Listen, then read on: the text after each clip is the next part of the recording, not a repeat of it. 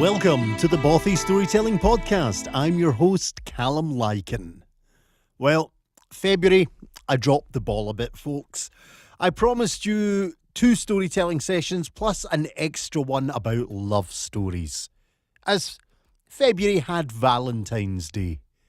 Sadly, it didn't happen. Yes, you got the 2 episodes back alley tales, but I didn't get a chance to do the love stories. So, March is here and I have decided you're going to get 3 episodes this month. The first one is going to be about love stories, but not tales of love and romance. No, I thought the best way to give you a wee extra episode this month would be to tell you stories that I love to tell. So what I'm going to do is I'm going to give you a wee session about the stories that I first started with and some of the ones that I really love to tell. Today's podcast is brought to you by Audible. Get a free audiobook download and a 30-day free trial at www.audibletrial.com/Bothy podcast. Audible has over 180,000 titles to choose from for your iPad, iPhone, Android, Kindle, or MP3 player. So get along there and have a look at some of the great selection they've got from audible.com. Put in /Bothy podcast and take advantage of that 30-day free trial and free download book. Love comes in many forms. And the first tale I want to tell you, I first told at the Scottish Storytelling Centre in Edinburgh. I actually was doing a show about the Scottish Grimm's connection. How that the Grimm's fairy tales had a degree of crossover to some of the old Scottish folk and fairy tales. I was working with a wonderful German storyteller by the name of Svenja Kruger, and we'd set up this programme. But I wasn't happy with the original stories I wanted to tell.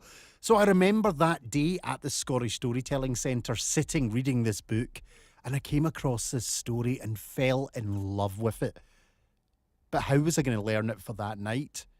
Well, the reality is I did. I read it, I practiced, I worked it all day, hoping that I'd get it right. And then I got up in front of the audience and thankfully the story went well. But this is a story that I do love to tell. And unlike many of the stories that I tell, this one is actually a nice story. It's a happy ending. So let's begin. And it starts in a little farm. And on that little farm lived a mother and daughter. And they were as happy as any mother and daughter could be.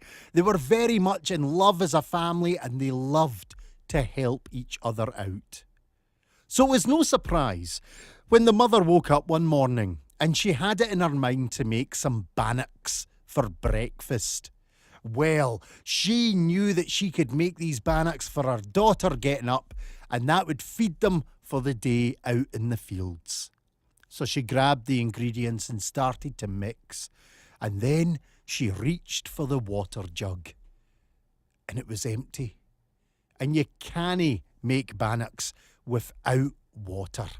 So she calls to her daughter, "Lassie, away off to the well and pick me up some water.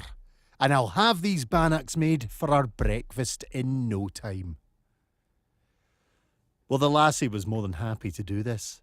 So she grabs the jug and she's about to skip out the house when the mother has a thought. "You know what, lassie? Why not head to the well at the world's end? It's a wee bit of a journey, but the water there is so crystal clear. It'll surely make the finest bannocks we've ever tasted." Well, of course, the daughter, being a loving daughter, said, "Of course, mother, let me do that." And she skips off out the door, heading off to the well at the world's end. Well, as you can imagine, this well is not just around the corner. So the daughter travels for a day and a night, a day and a night, and a day and a night, until eventually on a hill She sees the well, and her heart is filled with joy, for she knows soon she'll have the water and be heading back to her dear mother. She skips up to the well. She gets the bucket and drops it into the well, slowly winding it back up. And can you imagine how she felt when she saw that that bucket was empty? Sure enough, she peers into the well, and it is bone dry. And our wee lassie stands there, oh so sad, thinking, what is she going to do? Her mother is expecting these bannocks. Her mother is hoping for her daughter to come back and they will have breakfast. And all these thoughts about letting her mother down, about not being able to get the water, about just not having a fine breakfast of bannocks starts to well up in her, and the tears start to flow, dripping down her face onto the earth, and in no time at all she's down on her knees, bawling away. And as she's crying there, weeping and thinking all these sad thoughts, she suddenly hears it. What you crying for? Well, she jumps to her feet, shocked. She hadn't heard anyone approach. She's looking around desperately for whoever spoke, but there's no one there. And as she looks around, her eyes fall to the ground. Oh, and she sees it. The only thing that's close by is a slimy wee puddock, or paddock, depending which side of Scotland you're from. A slimy wee frog. Well, the lassie ignores the frog. The tears start to flow as the sad thoughts come back to her, and once more she drops to her knees and starts crying away. And sure enough, it happens again. What you crying for, lassie? She jumps to her feet, still shocked, looking around, and still there is no one to be seen but the wee paddock. And she looks at it, and it looks back at her. And that's when it says, Are you no going to tell me what you're crying for, lassie? Well, the wee lassie looks at the frog and starts to tell her everything. Tells her about her mother, making the bannocks and they'd ran out her water. Her mother had sent her to the well at the world's end to get the water because it would be the most crystal clear for making the bannocks. And now the well was dry. She couldn't get water, and she was also sad at the idea of disappointing her dear mother. Well, the frog looks at her, and then he says, If you agree to anything I ask, I'll get you the water. Well, can you imagine the wee lassie? She looks at the frog. This is the opportunity. If I agree to anything you say, you'll get me the water. And of course, before she even thinks it through, she agrees. I'll agree to anything she says. And the wee frog looks at her and says, Excellent. In that case, you'll be my wife. And without another word, he jumps into the well. And then, within seconds, you hear bubbling and gurgling and a whoosh of water as it fills the well. Down she drops the bucket, up she raises it into the jug, and the girl, without even giving the frog a second thought, turns on her heels and skips off home. And she travels for a day and a night, a day and a night, and a day and a night, until eventually she sees in the distance the wee farm where her mother is waiting. And when she gets in there, her mother gives her the biggest hug. She gives her mother the jug of water, and the bannocks are already made now and in the oven. And all of a sudden, that gorgeous smell is filling the farmhouse, and they're both getting ready to sit down to some food. And as they sit down at the table, about to take their first mouth full of bannock. Suddenly, they hear it. Fudump, fudump, fudump. And then the most awful singing you could ever imagine hearing. Now, don't worry. I am not going to sing for you today. I would really like you to stay to the end of this story. So what I will do is I will more speak what was said on that day. For all of a sudden, the mother and daughter heard the most awful din. Och, open the door, my hinny, my heart. Open the door, my one true love. Remember the promise that you first made down at the well where we first met. And oh, their ears are burning. The mother's like, what is that noise? But the lassie knows. She knows exactly what she's hearing. And she has to tell her mum everything that happened at the well. And her mum sits there and listens. Then she says, did you make that wee beastie a promise, lassie? The girl nods. Well, away and open that door. That wee creature will be frozen half to death. Reluctantly, the girl opens the door. Fudump, fudump, fudump. And with one hop up onto the table leaps the frog. Ah, fetch me some supper, my hinny, my heart. Fetch me some supper, my one true love.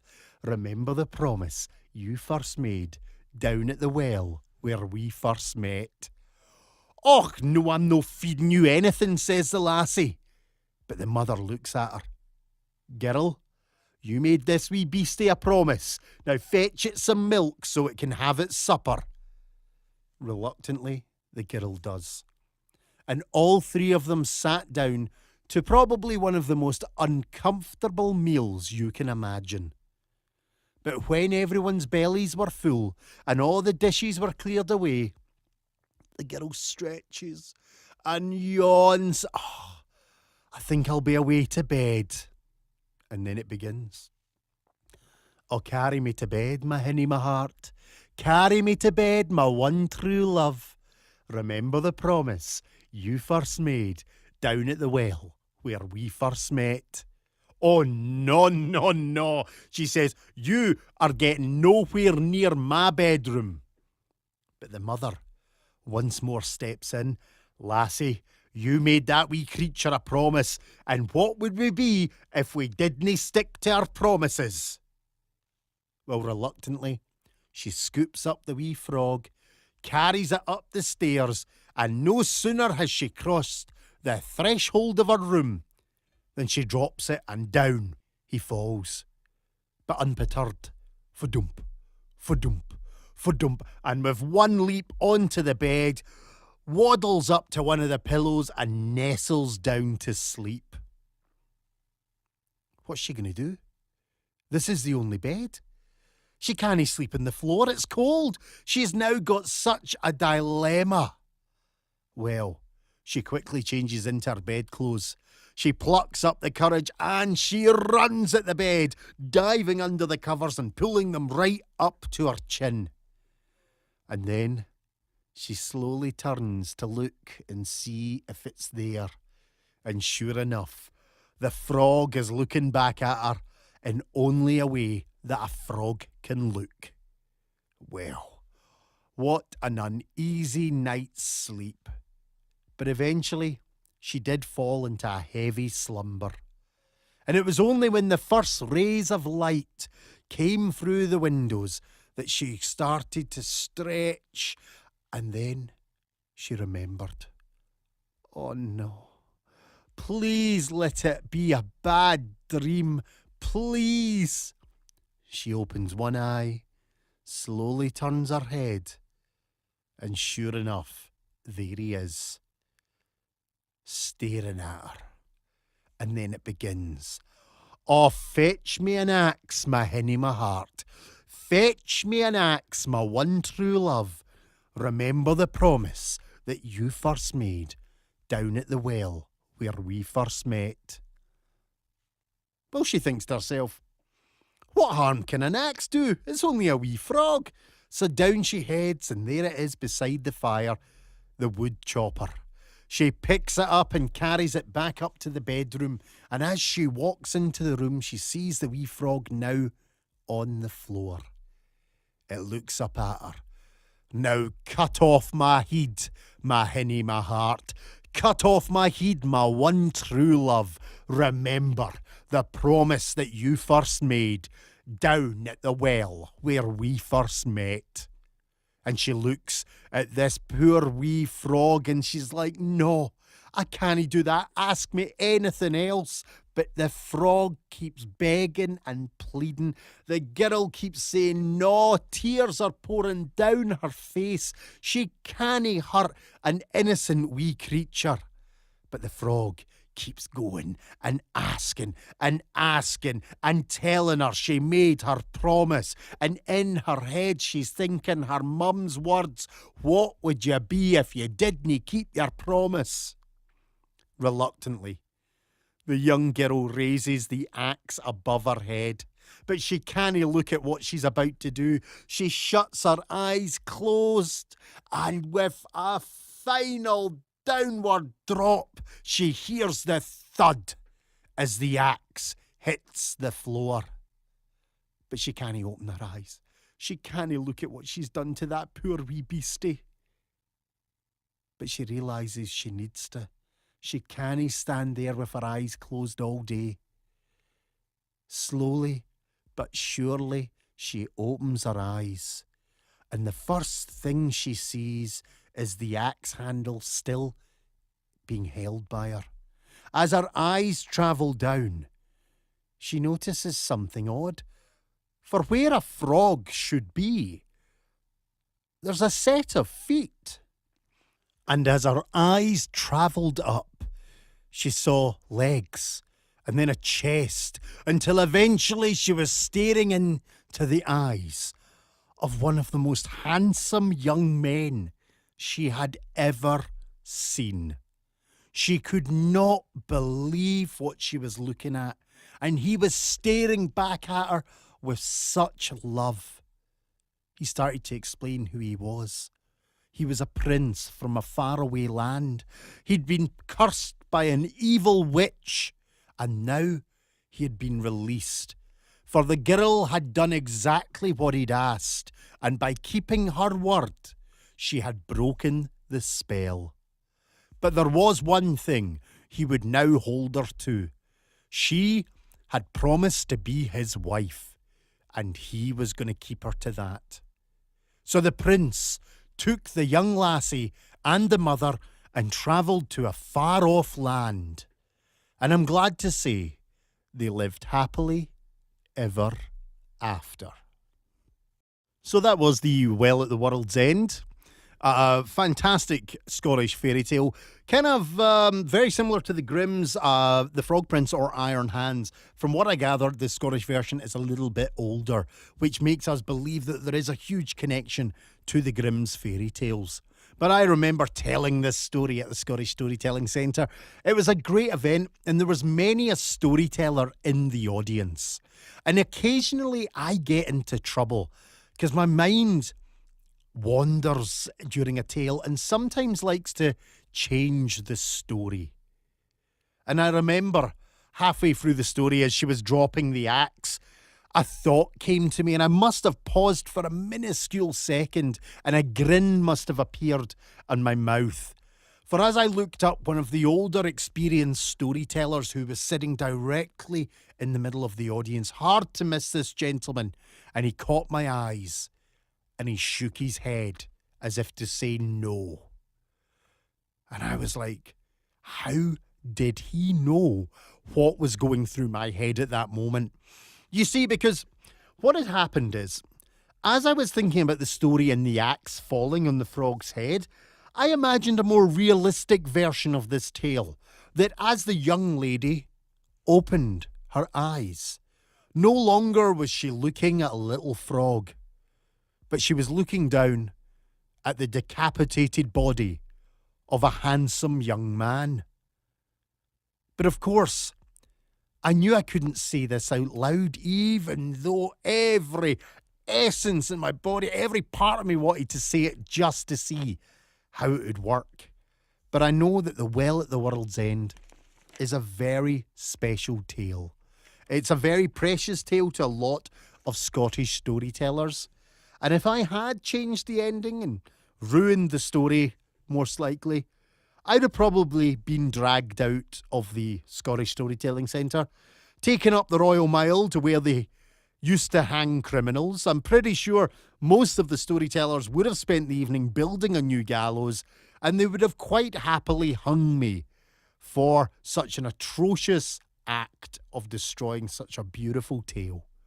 But that is The Well at the World's End, a story that I love to tell.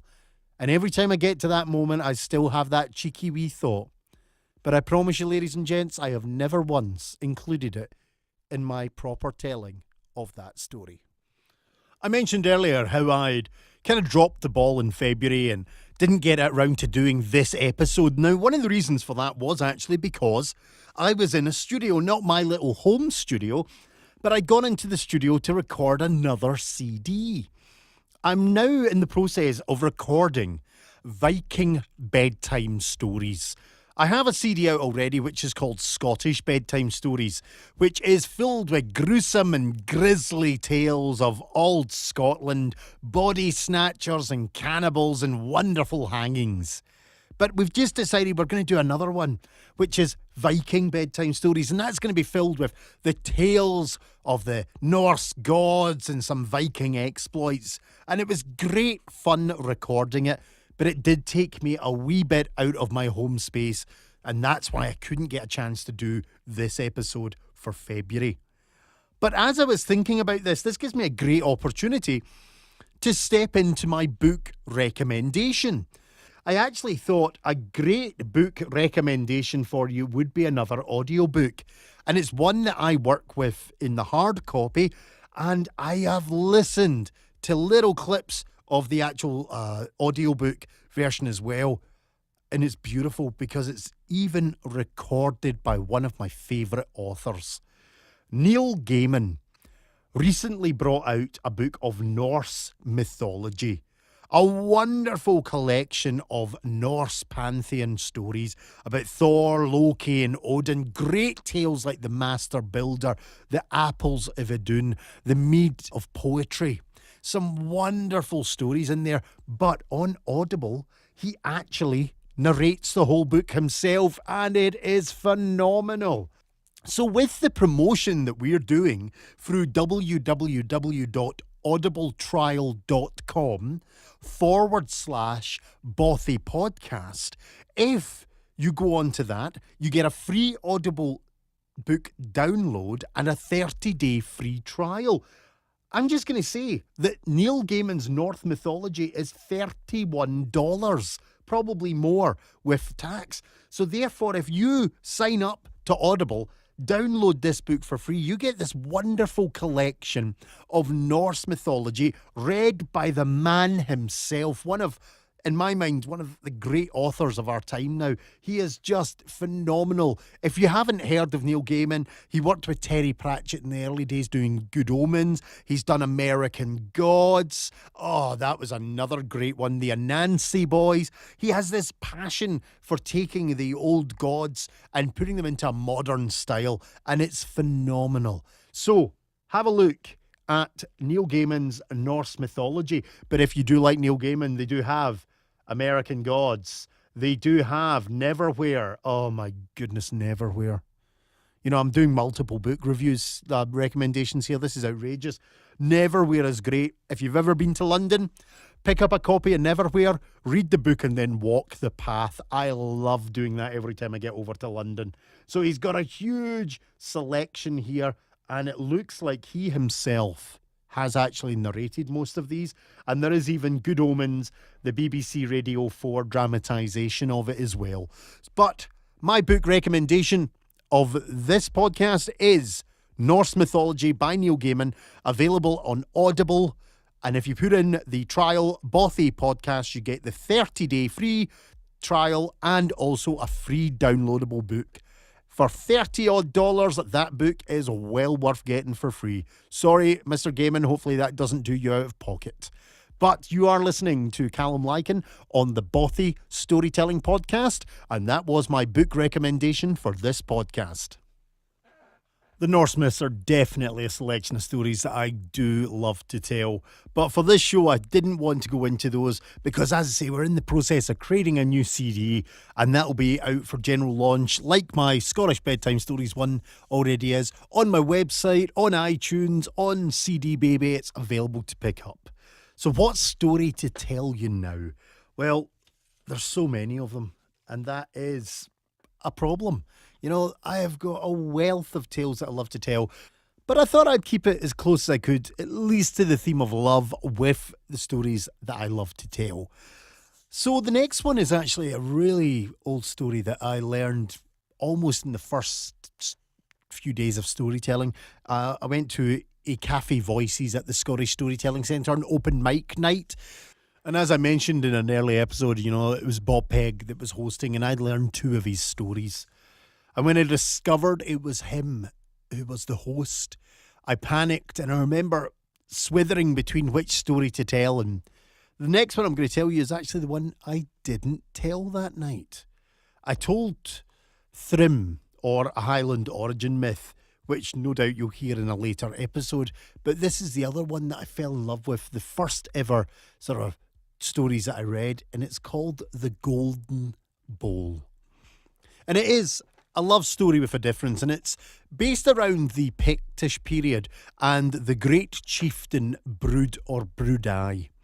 Brud was a man who was loved by all, but he didn't start as a loved man. He didn't start as a powerful chieftain. He started just as a normal warrior, but it was his fame on the battlefield that escalated his power and grew him. And it was said that he was a warrior of great esteem, and he surrounded himself in blood and bone. But this isn't a story about those days. This is a story about the old chief Brud, an older man, wiser, and he decides it's time for him to settle down and take his court up to the great loch of Ness, where Urquhart Castle stands to this day. There used to be a great Pictish settlement, and that was going to be his capital. So Brud takes his men, his very beautiful and younger wife, and heads up to the Highlands. And there he decides to rule and preside over his kingdom. And Brud was a man who loved many things. He loved his wife, but one of the things he truly loved was hunting. He would go out every day with his young dog, Bran. And if you're familiar with the folk and the fairy tales of Scotland and Ireland, Bran is a famous hound's name. Finn MacCool had the great hunting dog Bran, who is said to be able to fight off a pack of wolves and take down a stag by himself. Well, Brud had learned those tales. He'd been taught them as a child. So when he got this pup, he named it Bran in honour of that fierce beast. And it would appear that his hunting hound was every match for the original. It was a fierce animal that could fight off the wolves. It could bring down a stag by itself. And these two could not be separated. Bran was always at his master's heel, and Brud doted on this dog. But as the man grew older, so did the dog. And even though they enjoyed hunting, they didn't maybe catch as much. Shooting his bow, Brud maybe missed more often than hit. Bran was now at the stage where a hare was starting to outrun him. But the two would go out every day. Now, one thing that also was happening with Brud is because he was a loved king, because his people adored him, they would actually make pilgrimages to the great residence of him. They would appear at the gates and they would bring gifts for the king. Now, Brud built a great hall, a barn in the compound, and there they stored these gifts. And the king every day made a point of visiting this barn and looking at the gifts that these people had brought, respecting their pilgrimage, respecting the fact that they had come to see him. And he would walk through the great carvings and the paintings, the jewellery and the weapons that were gifted to him, and he would admire them, but never often would he really stop and pay a great deal of attention to them. Until one day, as he was walking down one of the lanes, a very simple box caught his attention. And as he picked up this box, he marvelled at the craftsmanship. He could hardly see how it opened. But as he raised it, his thumb caught the latch, and very gently it popped open. He lifted the lid, and nestled beautifully inside was a very simple golden bowl. Brood picked out the bowl and marvelled at how it shone in the sunlight. He admired the craftsmanship and how well it was made. But then his eye was caught by a very simple inscription in the old Ogham text. And as he read it, he read the words, "Give this bowl to the one you love the most." Well, the old king Brood, he knew exactly where to go. Leaving the great barn, he crossed the parade grounds, heading to the great hall. Entering the hall and walking down the corridors, he came to a door where he gently knocked. The Queen was combing her hair. No longer the fiery red of youth, but still beautiful. Age was catching up on her, but she loved to pamper herself. She was in there, putting her makeup on, brushing her hair, making herself look glorious, when all of a sudden, a knock at the door. She called to enter, and in shambled the old king. "Darling, I've brought you a gift." Glancing at him over her shoulder, she dismisses him. "Put it on the table over there. I'll look at it when I'm finished." And with that, he was dismissed. Shambling out the room, she thinks, the old fool, and continues to beautify herself. Once she was finished, she remembers the gift he had brought and goes to look at it and picks up the beautiful golden bowl. She admires it. What a beautiful and simple gift. But then she too reads the text. "Give this bowl to the one you love the most." She doesn't need a second thought. She grabs her great cloak and pulls up the hood. She slips the bowl into her sleeve and leaves her chambers. Making sure she's not spotted as she walks down the hall, she slips out the rear door, skirting the buildings and heading towards the garrison block.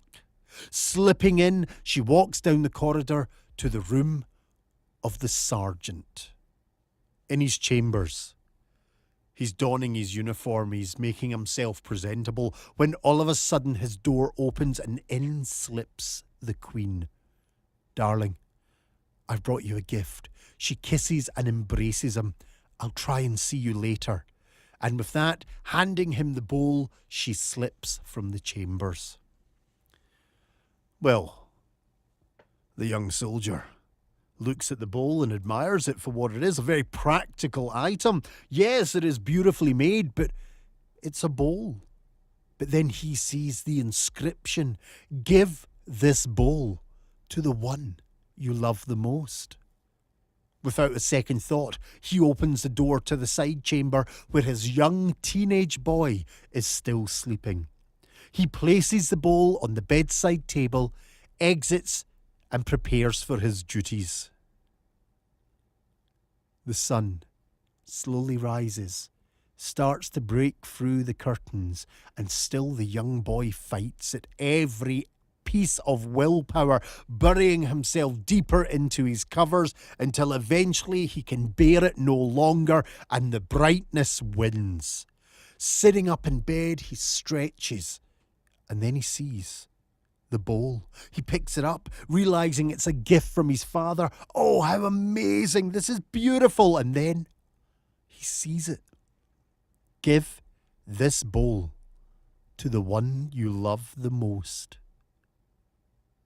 For a moment, He sits on the edge of his bed. And then it comes to him. Grabbing a tunic and breeches, he runs from his room, down the corridor, into the courtyard. He's heading towards the kitchens at full speed, leaping down the steps and nearly bashes right in to the young serving girl. There, he stands in front of her, the bowl held out, his face burning with embarrassment. And she stretches out and tentatively takes it from him. And poof, he's gone like a puff of smoke in a burst of bright red face fleeing from the scene. And the young serving girl looks at the bowl. She slips it into her apron. She has chores to do. She mops and brushes and peels the vegetables. She cleans the kitchen until she's told she can have a break. She goes out to one of the benches and sits in the sun.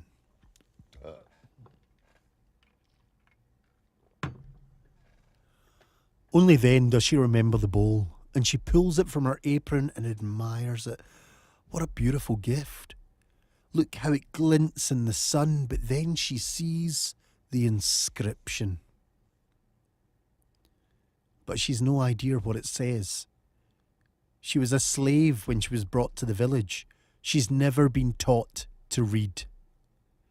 But just at that moment, coming around one of the buildings is one of the old priests in their heavy robes and huge scowls, terrifying figures. But she plucks up the courage and leaps out in front of him, holding out the bowl. He stops, glowering down at her, until he sees the bowl. Gently he takes it and admires it. What a beautiful bowl. What a marvellous gift you have been given. And then he sees the inscription. Give this bowl to the one you love the most. Do you know what this says? She shakes her head. And then he realises why she is showing him it. Well, this inscription says, give this bowl to the one you love the most. Whoever gave this to you must care greatly for you. With that, he hands her the bowl and goes on his way. Well, the young serving girl doesn't think for more than a second. She spins on her heels and starts to walk to the great hall. Slipping by the guards snoozing in the afternoon sun, she heads down the corridor and knocks on a door. The old King Brood is pacing in his chambers. Bran is whining away, wanting to get out. The king is restless and not knowing what to do when his thoughts are disturbed by a gentle knock at the door. He goes and opens it, and there, standing, is the young servant girl. A year ago she had come to the village as a slave, and the king had freed her. And there she was, holding something out. The king reaches out, gently takes it from her, and she's gone, running away from him down the corridor. Brood closes the door and looks down at his hand. Nestled in his hand is something so familiar, something he recognises, a very familiar bowl. And the king reads the inscription to be sure. Give this bowl to the one you love the most. In the corner, Bran whines and moans. And the king realises what he should have done from the very beginning. He goes to the dresser, taking the jug of water, and pours it into the bowl. Heading over, he places the bowl gently on the floor, but it still makes a little chink as the metal hits the flagstone. At hearing this noise, Bran lumbers to his feet and heads to the bowl and drinks his fill. Looking at his beautiful dog, the king realises what he should have done all along and now knows what to do for the rest of the day. He grabs his cloak and his bow and arrows, looks down at his faithful companion. Let's go hunting, Bran. Let's go hunting. And with the Golden Bowl, that brings us very close to the end of another episode of the Bothy Storytelling Podcast. But a podcast that I want you to keep your ears out for is called Assumptions.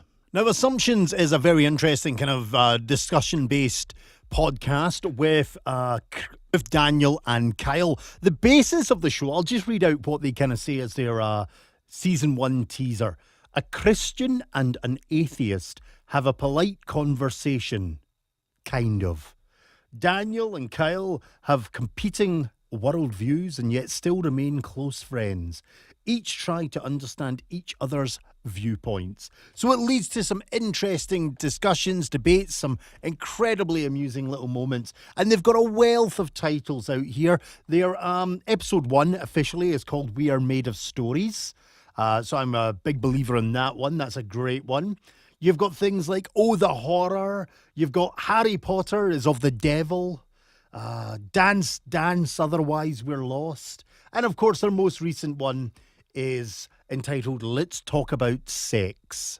So there's a lot to see there, and that's Assumptions. So keep your ears out for that and give those guys a listen to. That's my recommendation for a podcast for this episode. But Assumptions by Daniel and Kyle, cracking guys, really nice to chat to, and it's just a really nice, easygoing and fun little podcast to listen to.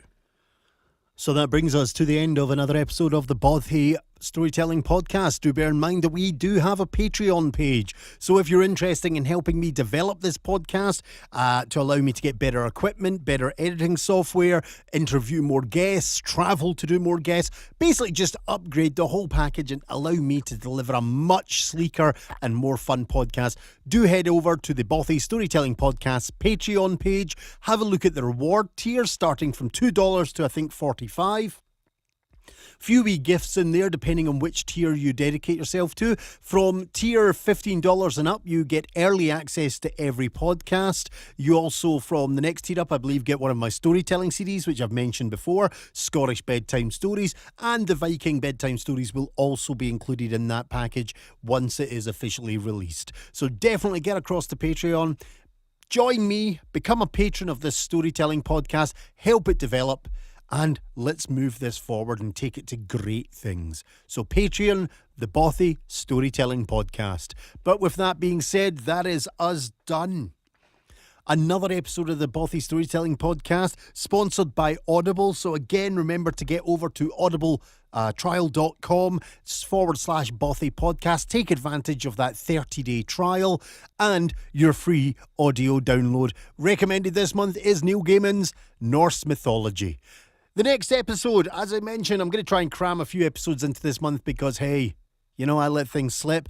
And I've enjoyed this episode, and I only got a fraction of the stories told when I actually saw how much recording I was doing. So I'm thinking there might be For a Love of Stories episode 2 coming this month as well. And I'm planning on doing a bit of an Irish St. Patrick's Day one later in the month for you all too.